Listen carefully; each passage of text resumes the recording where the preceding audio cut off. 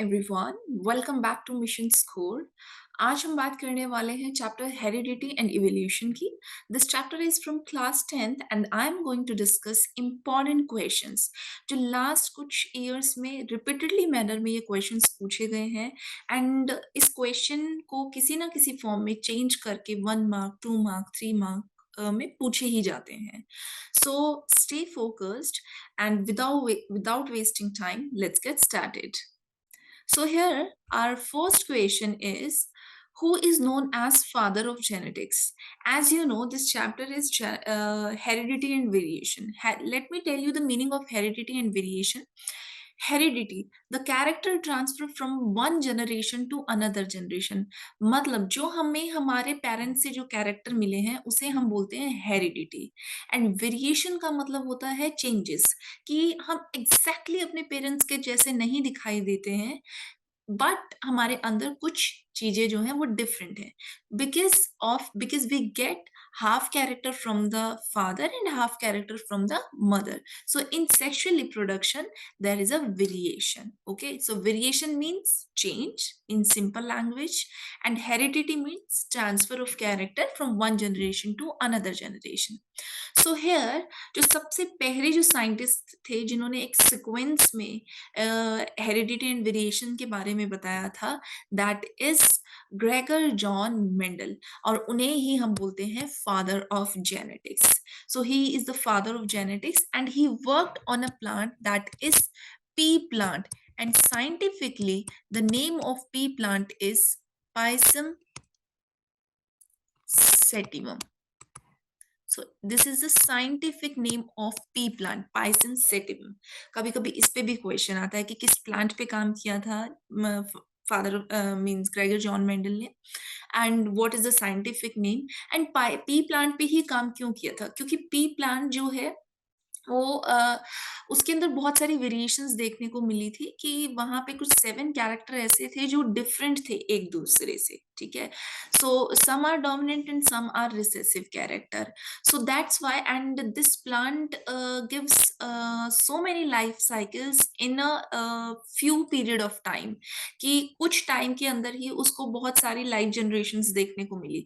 So that's why he chosen pea plant. Pea plant पे काम करना इजी था, लाइफ साइकिल्स जो थी पी प्लांट की वो जल्दी कंप्लीट हो रही थी, तो that help in the study of the characters. So that's why he chosen pea plant. Because ये भी क्वेश्चन आता है, why Mendel chosen pea plant. Okay, now the next is, what is the information source for making protein in a cell? So as you know, in cell nucleus is present, right? And in nucleus DNA is present, and DNA convert into RNA, and RNA convert into protein.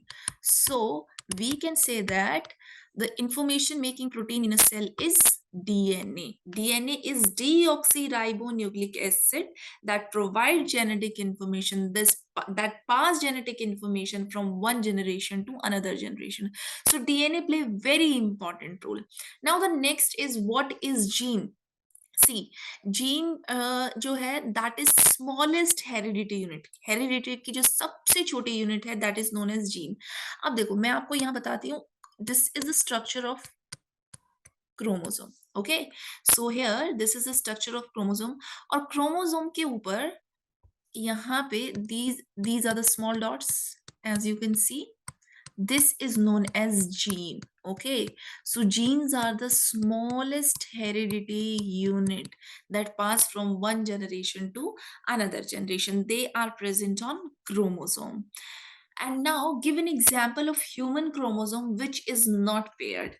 So as you know, in human total 46 chromosomes are present. हमारे अंदर total 46 chromosome present है. Okay, so 23 we get from the male and 23 we get from the female, right?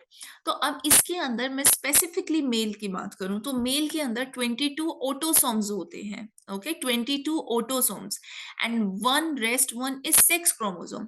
सो वो जो sex chromosome होता है वो है X और Y. So they are not same. X और Y, they both are different in size. Y जो है that is small and X is large as comparison to Y. So the y and x, they are not paired exactly as other 22 are paired. जो दूसरे 22 हैं वो paired होते हैं, but यहाँ पे x y क्योंकि इन दोनों का size similar नहीं है, y small size में है, so they are not paired. Okay, I hope you understand all these questions. Now see, let me show you here answers as well. I have attached answers as well of all these 4 questions, so you can see the answers. Gregor John Mendel, father of genetics. DNA is the main source of making protein. Smallest unit of heredity जो है वो क्या है? Gene, अभी जो हमने पढ़ा था. And in human males, all the chromosomes, 22 autosomes are paired perfectly, जो मैंने आपको बताया अभी. Only X और Y जो है they are unpaired because they are not similar in size. And one more thing, in female this is XX and both are similar in size, so both are paired. I hope all these questions are clear. Now let's talk about the short answers type of questions. Taking an example of color of seed and explain with the concept of dominant and recessive unit. So here I covered 2 questions. One question यहाँ पे है color of seed से related. ठीक है, ये है P plant में. P plant के अंदर जो सीड का कलर है वो 2 तरीके का होता है. एक होता है ग्रीन कलर के पी के सीड होते हैं, कुछ कुछ येलो कलर के सीड होते हैं. ठीक है, तो यहाँ पे देखिए, अब मैं आपको सीड कलर इस तरीके से, आप कुछ भी कलर ले सकते हैं. Like I am taking here G, this is for green. Okay, and small g I'm taking for the yellow, so it is yellow and it is green as you can see. Okay, तो यहाँ पे अगर साथ में दोनों capital G present, they are always present in pair, ये pair में ही प्रेजेंट होंगे. ठीक है, जब गैमीट्स बनते हैं तो उस टाइम पे ये सेपरेट हो जाते हैं. So that I will show you कि यहाँ पे ये देखिए अब इनके गैमीट बन गए हैं, सो दे आर सेपरेट नाउ.